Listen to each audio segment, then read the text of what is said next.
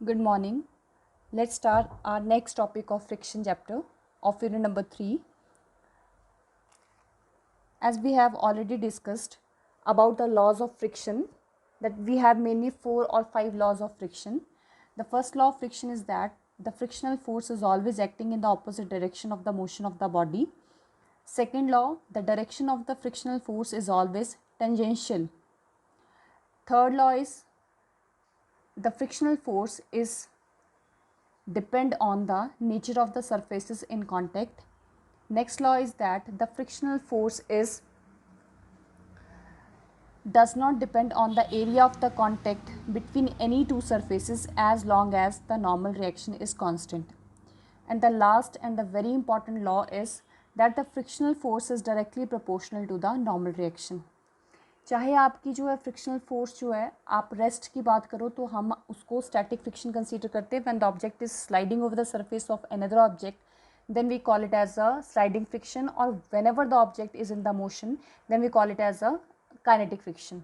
So this rule is applicable in both the cases, whether the friction is static or whether the friction is kinetic. Means the static friction or the maximum value of static friction, which is also known as the limiting friction, that is also directly proportional to the normal reaction, as well as the kinetic friction is also directly proportional to the normal reaction. ये दोनों पे depend करता है. अब for example आपके पास 2 terms आती है. एक है आपके पास coefficient of static friction and the second one is coefficient of kinetic friction. तो मैंने आपको क्या किया, यहाँ पे 2 एग्जांपल्स ड्रॉ किए in which this one is your smooth surface and this one is your rough surface, and I have place 2 objects which are same. ठीक है, दोनों का मास जो वो सेम है. ये 2 सेम ब्लॉक्स जो है वो आपने इन 2 सरफेसेस में रखे हैं. The first surface is the smooth surface and the second surface is the rough surface. ठीक है, और आपने इस सरफेस पे ये बॉडी रखी है.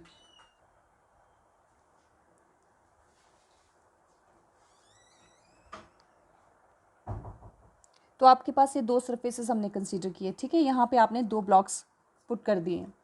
अब मैंने आपको ऑलरेडी पढ़ाया है कि the frictional force is directly proportional to the normal reaction. लेकिन जब हम 2 ब्लॉक्स जो है वो एक सेम ब्लॉक्स जो हैं, अगर आप उसको एक स्मूथ सरफेस पे रखोगे और एक आप रफ सरफेस पे रखोगे, तो उस ब्लॉक का जो वेट होगा, whether it is in the over the smooth surface आप रखो या फिर उसको आप रफ सरफेस पे रखो, बॉडी के वेट में तो कोई डिफरेंस नहीं आएगा.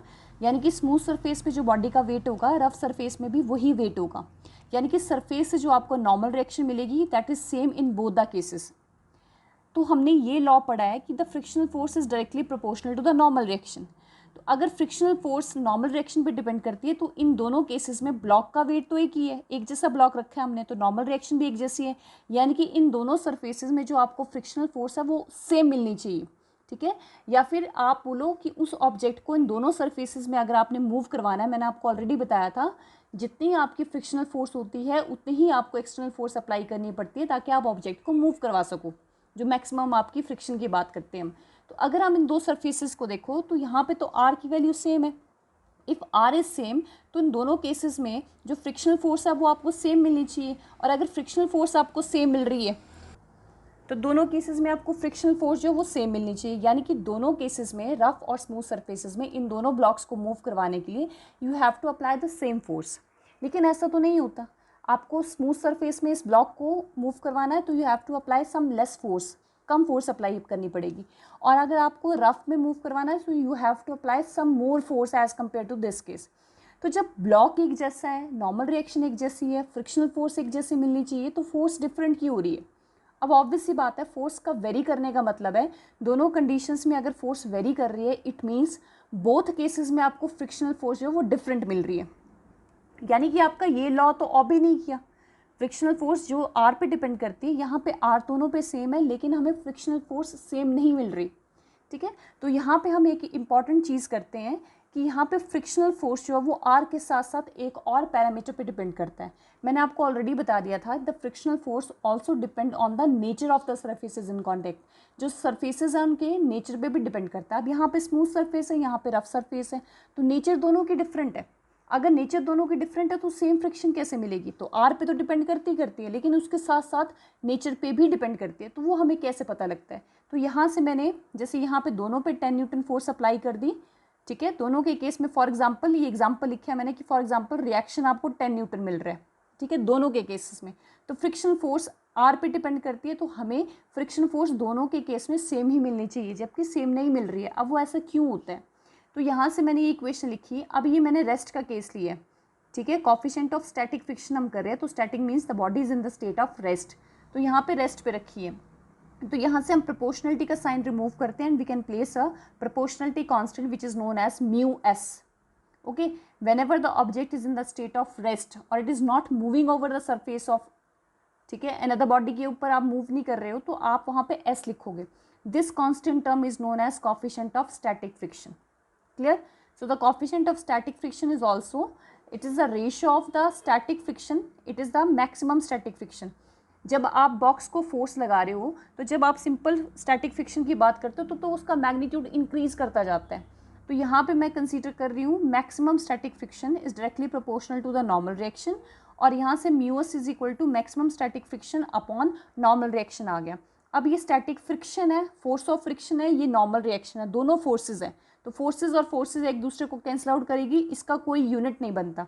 It is a unit less quantity और इट इज़ सिंपली ये एक नंबर है, ठीक है। अब इसका क्या मतलब है?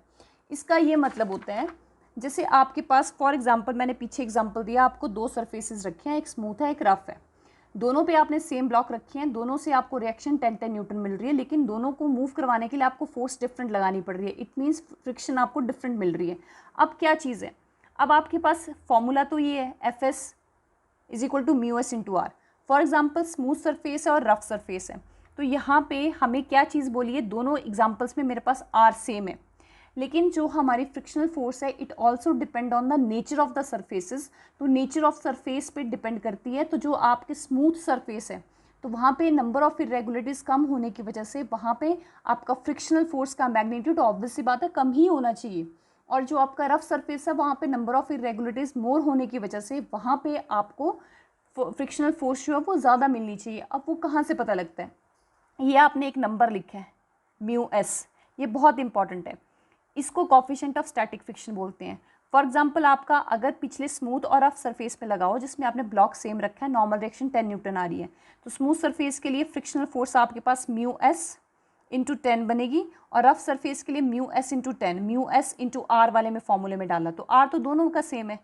अब दोनों का सेम होने की वजह से फ्रिक्शनल फोर्स भी सेम आनी चाहिए, जबकि वो सेम नहीं आ रही है। अब वो सेम क्यों नहीं आती है?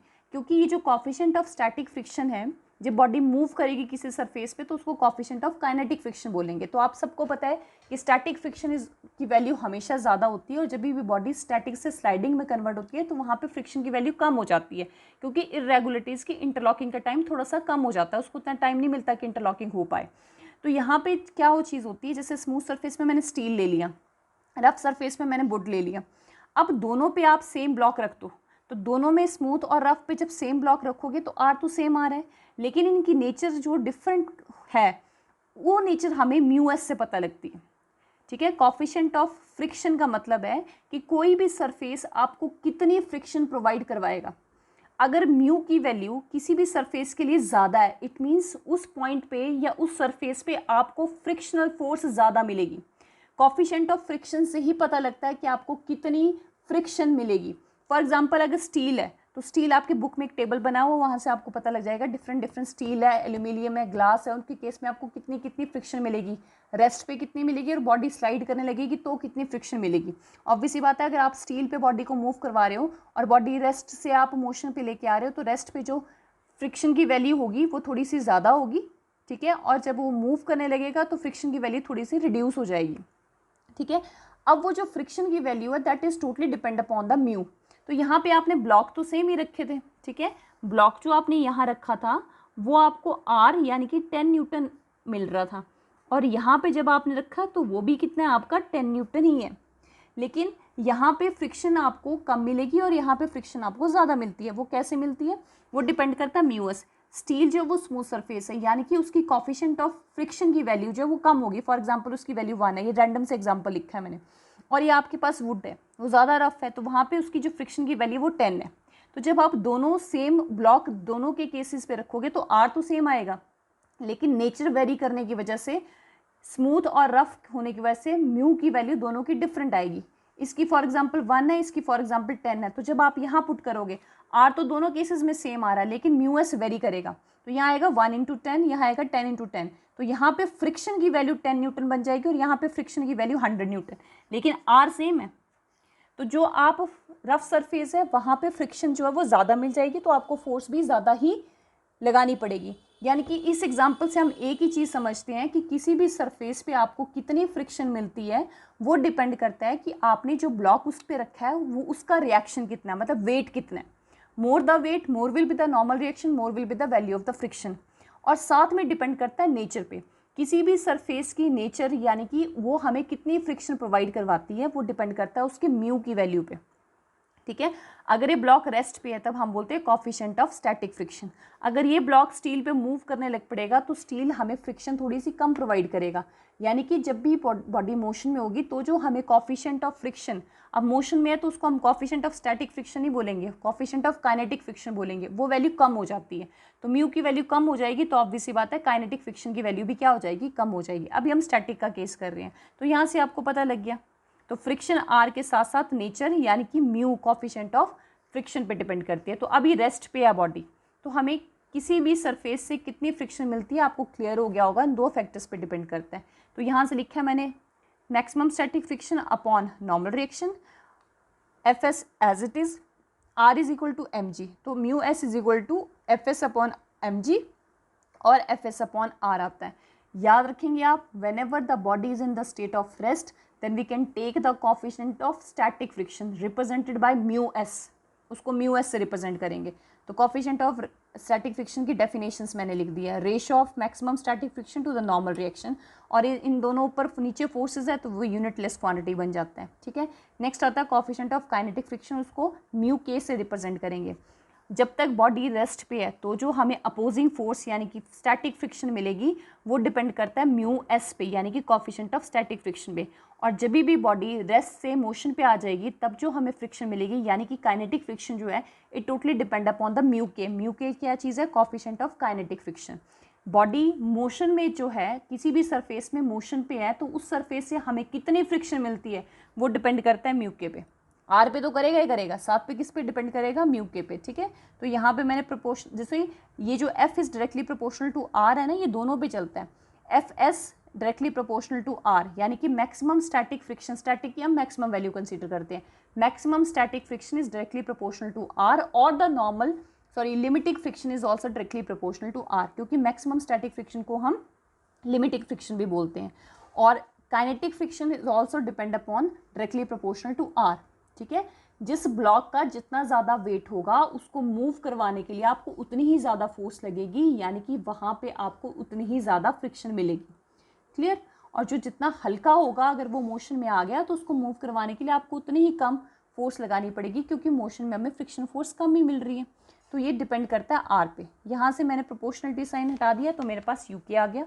यहाँ से यूके का फॉर्मूला मेरे पास एफ के बाय आर सेम बनेगा।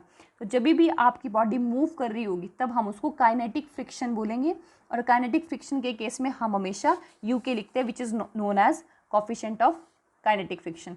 अगेन ऊपर भी फोर्स नीचे भी फोर्स, तो ये एक डायमेंशनलेस क्वांटिटी बनती है, ये सिर्फ नंबर है जिससे हमें ये पता लगता है कि फ्रिक्शन कितनी मिलती है किसी भी सरफेस से जब भी कोई बॉडी उस सरफेस में मूव करती है। तो it is defined as the ratio, मैंने लिख दिया यहाँ पे यूनिटलेस क्वांटिटी। क्लियर, नेक्स्ट आता है आपके पास एंगल ऑफ फ्रिक्शन क्या चीज़ है। तो यहाँ पे एंगल ऑफ फ्रिक्शन आता है रेस्ट पे, हमेशा बॉडी रेस्ट पे होनी चाहिए। तो यहाँ पे मैंने एक ब्लॉक लगा दिया, ये बॉडी का वेट आ गया, ये नॉर्मल रिएक्शन आ गया, ये आपकी एक्सटर्नल फोर्स आ गई। तो यहाँ से मुझे क्या चीज़ मिलेगी, स्टैटिक फ्रिक्शन। ठीक है, अब एंगल ऑफ फ्रिक्शन जो है वो हमेशा तभी आता है जब बॉडी जो है वो रेस्ट पे है, और रेस्ट का भी सबसे इंपॉर्टेंट केस मतलब बॉडी जो है वो तैयार होती है मूव करने के लिए। ठीक है, और स्लाइड करने के केस में बॉडी हमेशा तब मूव करती है, करने के लिए तैयार हो जाती है, मूव नहीं करती है लेकिन रेडी हो जाती है मूव करने के लिए, जब भी आपकी स्टैटिक फ्रिक्शन की कौन सी वैल्यू आप एक्वायर कर लेते हो, मैक्सिमम वैल्यू, जिसको हम लिमिटिंग फ्रिक्शन बोलते हैं। तो अभी आपकी बॉडी मूव नहीं कर रही है, लेकिन इसके बाद थोड़ी सी भी फर्दर आप फोर्स एक्सीड करोगे तो आपकी बॉडी क्या करना शुरू करेगी, मूव करना शुरू करेगी। ठीक है, मूव करने के लिए रेडी है, अभी तक मूव नहीं कर रही है। तो जब रेडी हो जाती है तो आपकी स्टैटिक फ्रिक्शन की मैक्सिमम वैल्यू आती है जिसको हम लिमिटिंग फ्रिक्शन बोलते हैं।